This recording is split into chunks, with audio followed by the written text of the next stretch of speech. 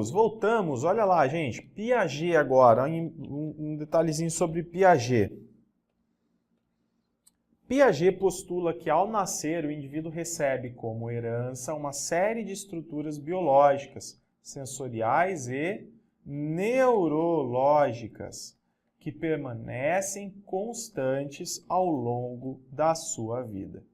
São essas estruturas biológicas que irão predispor o surgimento de certas estruturas mentais. Os fatores que compõem essa estrutura biológica são...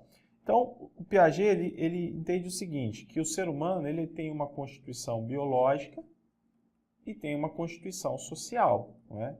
Inclusive, ele valoriza, sim, as interações sociais para o processo de desenvolvimento do sujeito. Então, eu tenho uma constituição biológica e uma constituição social. Uma outra coisa importante sobre o Piaget é a relação entre equilibração e desenvolvimento de esquemas. Nós, gente, na vida, durante a vida toda, nós, seres humanos, buscamos isso aqui, equilibração. E para nos equilibrarmos, para aprender as coisas, compreender as coisas, nós buscamos o quê? Esquemas, desenvolver esquemas. Estruturas mentais que nos ajudam a assimilar e a executar determinadas ações, a compreender determinados objetos. É assim durante a vida toda. O tempo todo nós estamos diante de um desafio. A criança, por exemplo, ela precisa aprender no primeiro ano de vida a se equilibrar, né? Ela precisa fazer certos gestos com segurança, pegar, sentar, engatinhar, andar. Ela desenvolve esquemas motores para isso. Depois ela precisa aprender a falar, se relacionar, resolver, contar, calcular. O tempo todo nós estaremos diante desse processo. Eu utilizo o que eu tenho já de conhecimento como base para a produção de novos conhecimentos e, obviamente, produção de novos esquemas, buscando sempre um processo de equilibração. Então, a vida do ser humano é buscar equilibração. É algo que nunca vai terminar. A vida inteira nós vamos buscar equilibração e isso nunca vai terminar, ok? E na vida da criança esse processo é muito intenso. Bem, então o ser humano tem uma constituição biológica, uma constituição social e ele está aqui, né, destinado a isso. Ao intenso processo de equilibração e desenvolvimento de novos esquemas.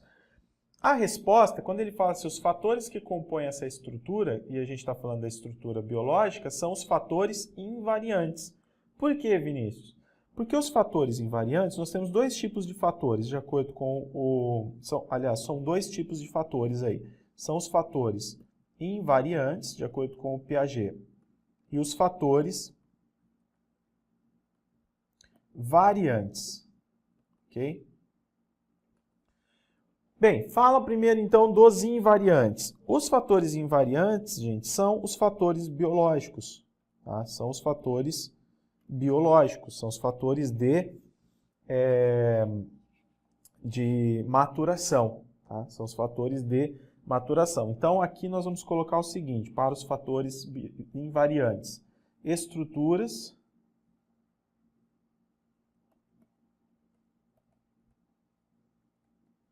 biológicas recebidas como herança. Ou seja, isso faz parte da hereditariedade do ser humano, faz parte da natureza do ser humano. Seja um americano, um francês, um japonês, seja quem for o ser humano, onde ele estiver, ele tem a mesma base estrutural biológica. Ele passa pelo mesmo processo de maturação, por fatores invariantes, ok? Se eu falo de cultura, de processos de aprendizagem por exemplo, assimilação, enfim, aí muda porque vai mudar um pouco com relação às questões culturais. Mas os fatores invariantes são estruturas biológicas recebidas como herança. Essas estruturas, gente, são estruturas, só para a gente constar aqui, sensoriais e neurológicas. Então, por exemplo, a criança, ela só vai aprender a sentar depois que ela desenvolver, passar por um processo maturacional e tiver condições biológicas, neurológicas de sentar. Caso contrário, não dá. Se a criança não tem, por exemplo, um desenvolvimento neurológico e motor muscular adequado, não adianta querer colocar uma criança para ficar sentada, que ela não vai ficar sentada, que a natureza dela naquele momento não permite isso. Não adianta, por exemplo, uma criança que não chegou no momento de, por exemplo, de falar, eu querer que ela fale. Eu vou estar forçando a criança a aprender algo antes dela ter sofrido um processo de maturação adequado, tá? E é o seguinte, esses fatores invariantes, eles são, vamos dizer assim, eles vão permanecer constantes, tá? Ao longo da vida, eles vão se desenvolvendo no mesmo ritmo, ou num ritmo muito próximo. Já os fatores variantes, não. Tá? Aqui, esses aqui são representados, vamos colocar assim, ó, são representados pelo conceito de esquema. Tá? Por quê? Porque aqui nós temos vamos dizer assim, a unidade básica do pensamento, ok? Então, esses fatores variantes, eles representam justamente a unidade básica do pensamento.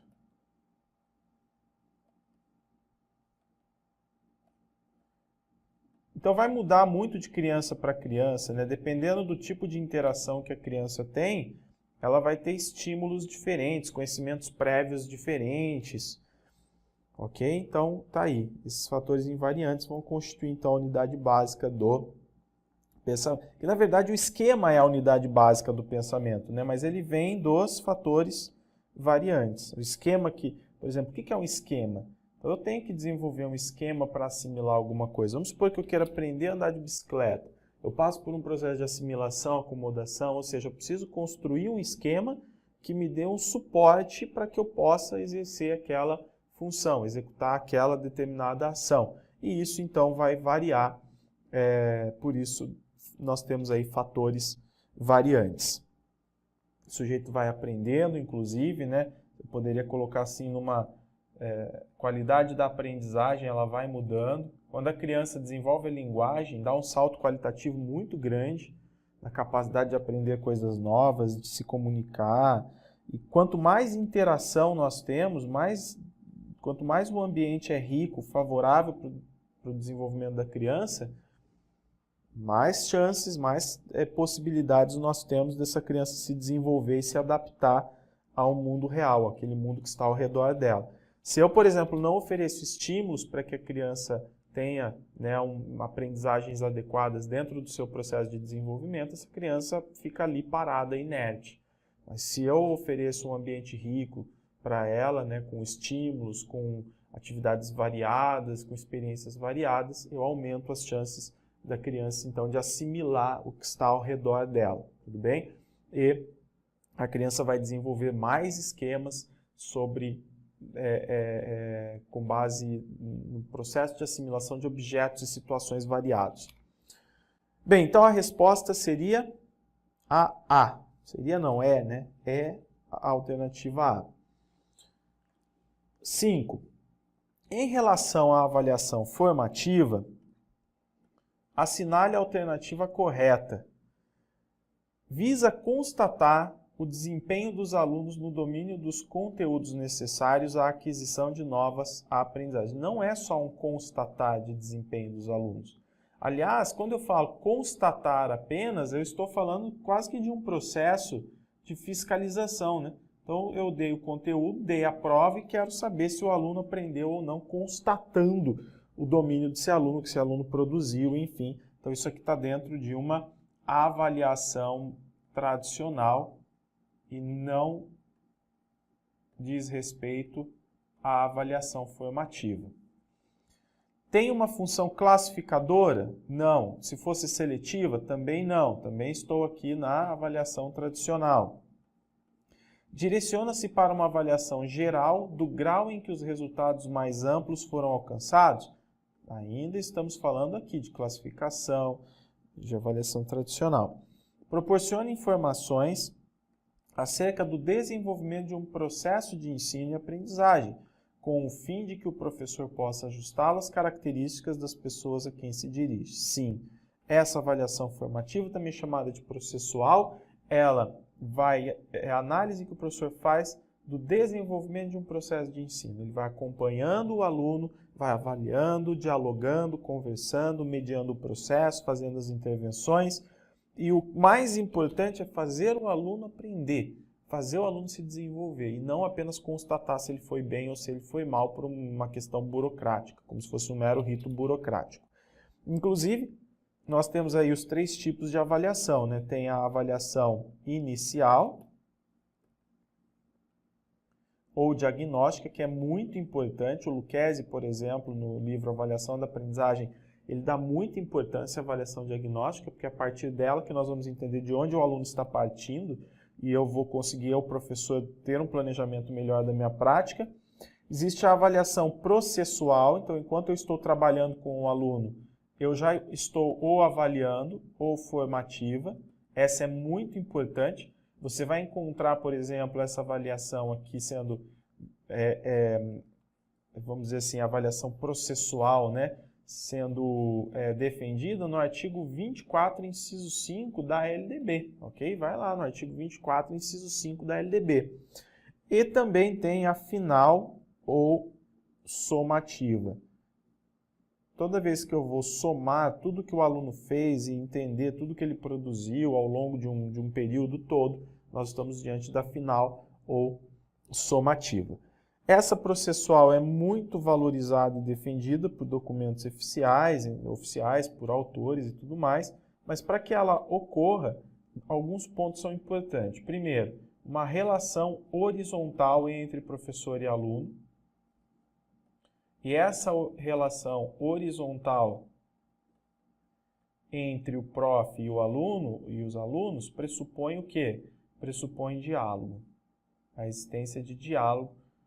Então, o professor está o tempo todo dialogando com o aluno para entender suas reais dificuldades, necessidades, enfim.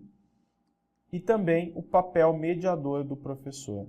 Tá? O papel mediador. Para Jussara Hoffmann, que é uma grande desenvolvedora aí da ideia de avaliação mediadora e tal, a avaliação formativa é diferente de avaliação mediadora. Porque num primeiro momento os professores entendiam que a avaliação formativa era o quê? Eu pegar vários instrumentos de avaliação e ir dando várias avaliações para o aluno. Então, em vez de aplicar só uma prova, eu vou dando várias avaliações. Mas, na verdade, ela diz, não é isso. O que mais importa na avaliação formativa processual não é o número de instrumentos que você vai aplicar para o aluno, de avaliações, mas é o contato, a relação que você tem com o aluno. A capacidade de observar o que o aluno está produzindo, dialogar, compreender as dificuldades e criar formas de atender esse aluno, um grupo de alunos específico, para que eles cheguem junto com os outros onde deve chegar, na aquisição dos objetivos. E aí ela vai chamar, então, a avaliação processual de mediadora, a avaliação mediadora na concepção da Jussara Hoffmann, tá? Que nos nossos cursos tem vários livros da Jussara Hoffmann e você tem aí uma visão ampla e completa do que é a avaliação mediadora para a autora, né?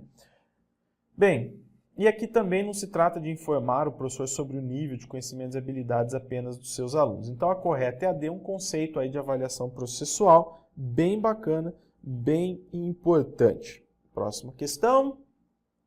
6.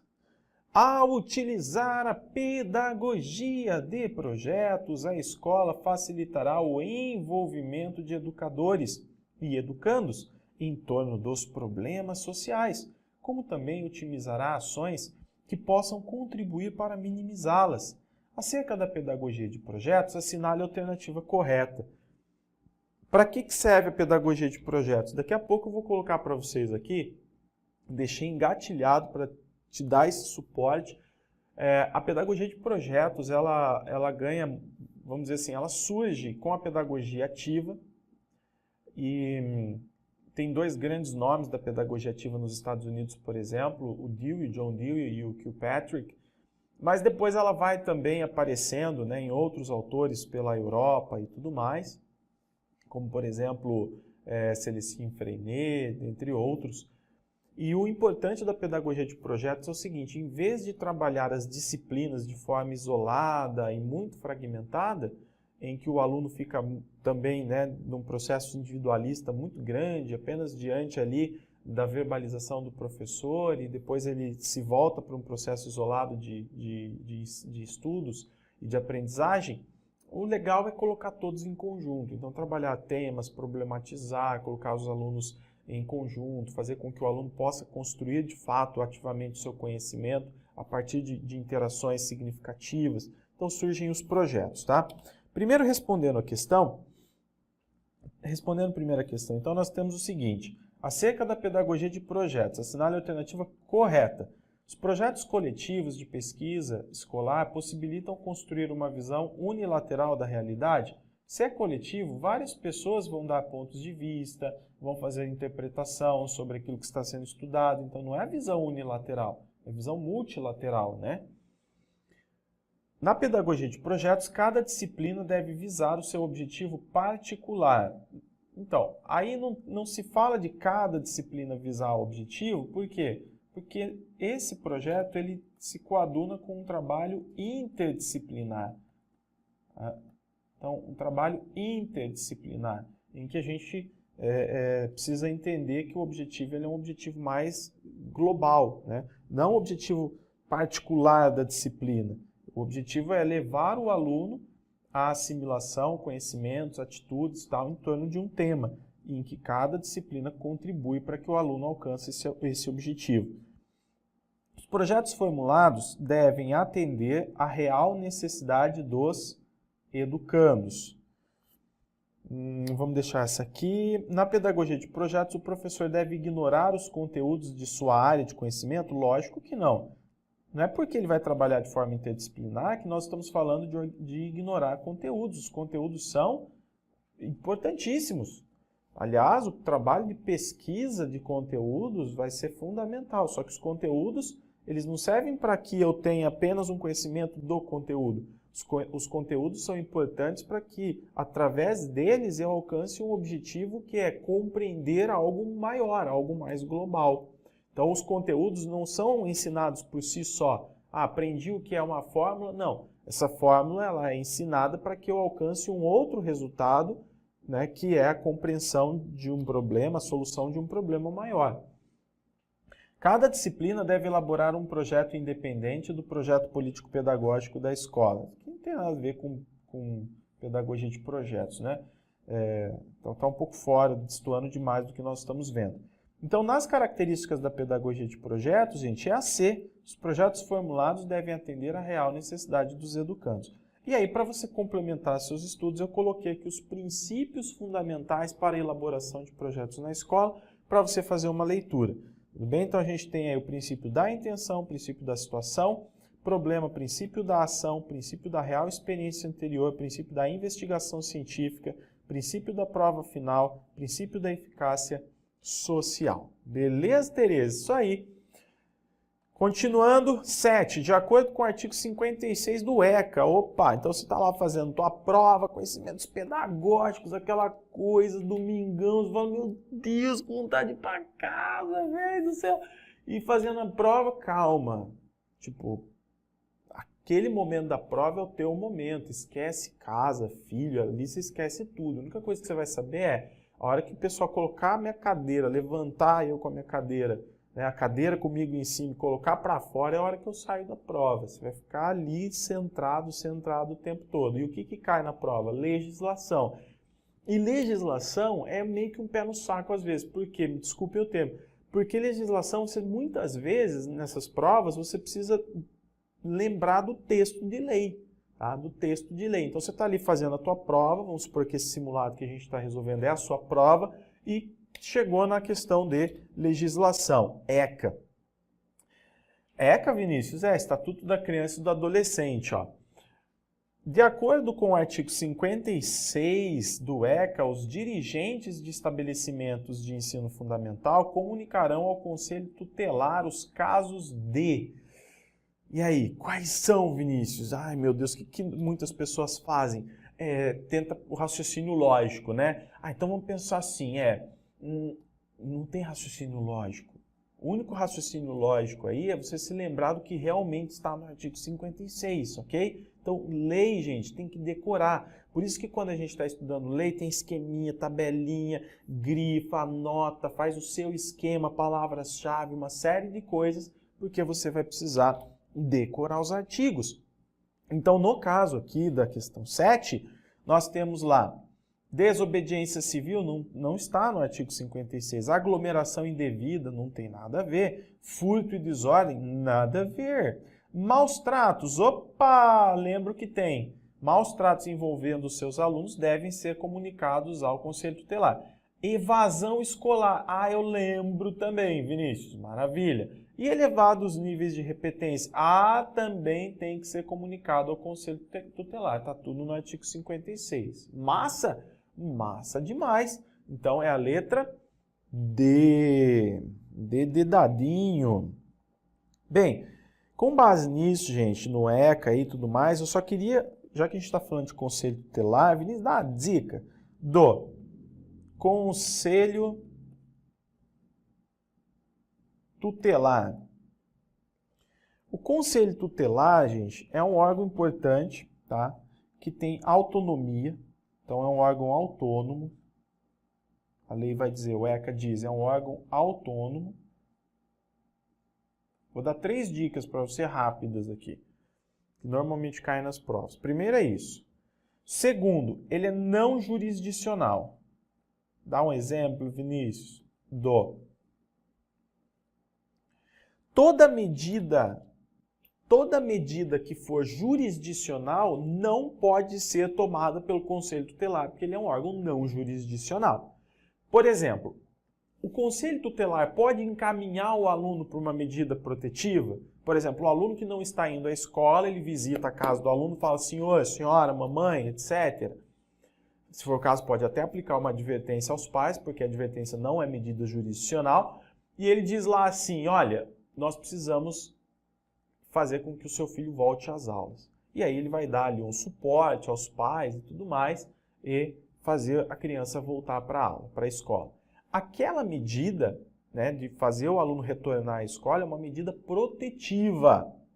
Essa medida é não jurisdicional, então incumbe ao Conselho Tutelar. Onde que está isso, Vinícius? Artigo 101 do ECA. Agora, medida socioeducativa, por exemplo.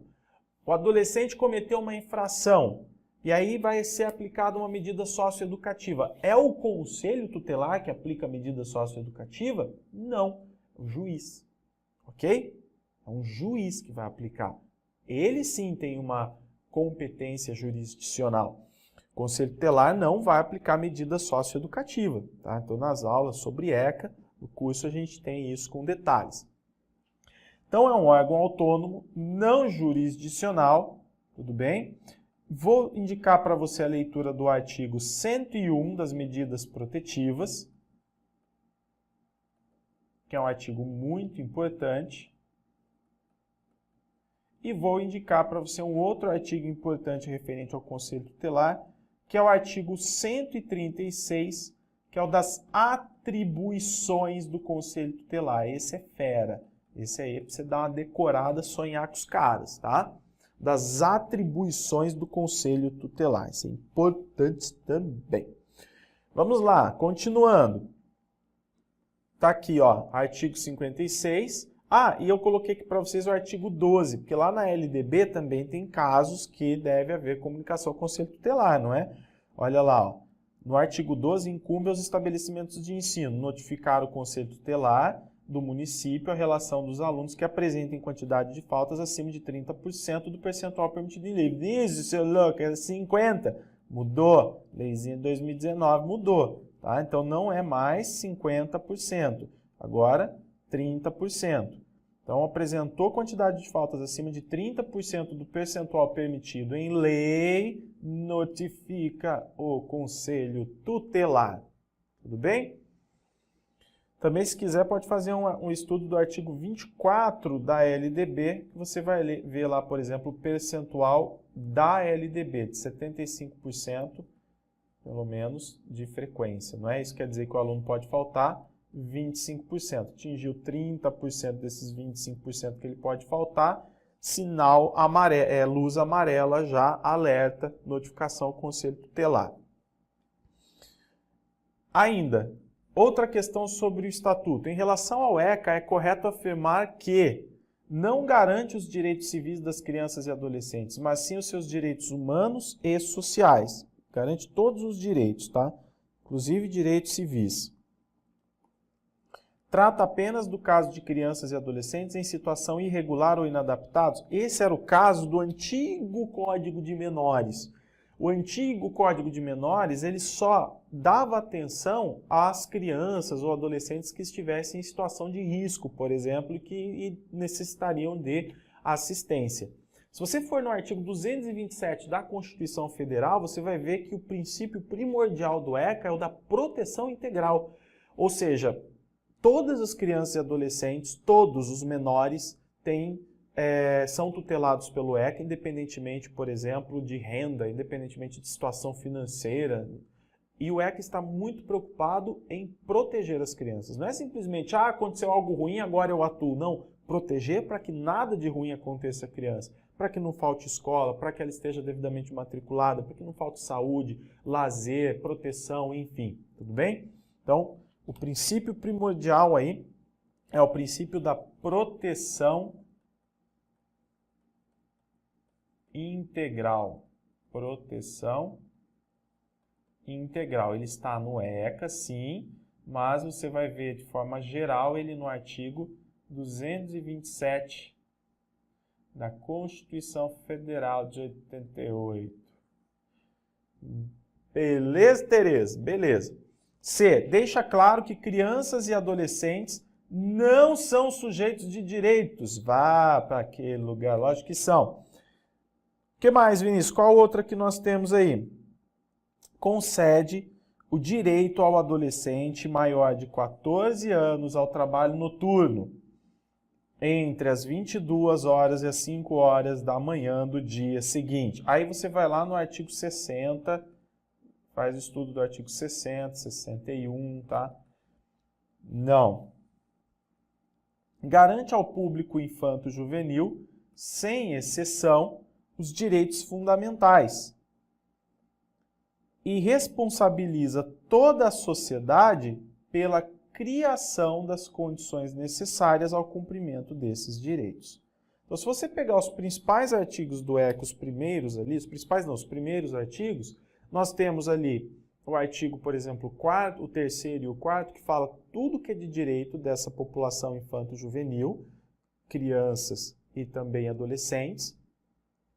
E nós teremos também alguns princípios, como por exemplo no artigo 4º, parágrafo único, tem lá o princípio da primazia do atendimento, né? Então, os menores de idade eles têm preferência no atendimento em questões públicas, sociais. Outra coisa, toda a sociedade é responsável pelo bem-estar dos menores, todos nós somos. Eu, por exemplo, se eu estou vendo uma criança, um adolescente numa situação de perigo, de risco, fora da escola, sendo agredido ou então recebendo maus tratos, é meu dever, sob pena de responsabilidade, é meu dever notificar o Conselho Tutelar, é meu dever levar isso à Polícia Militar, ao Ministério Público, ok? Porque toda a sociedade deve proteger o menor. Ok. Não, 28. Pessoal, é o seguinte, eu ia resolver mais uma questãozinha, que é da Constituição Federal, mas 29 minutos agora, vou dar uma pausa e a gente já volta.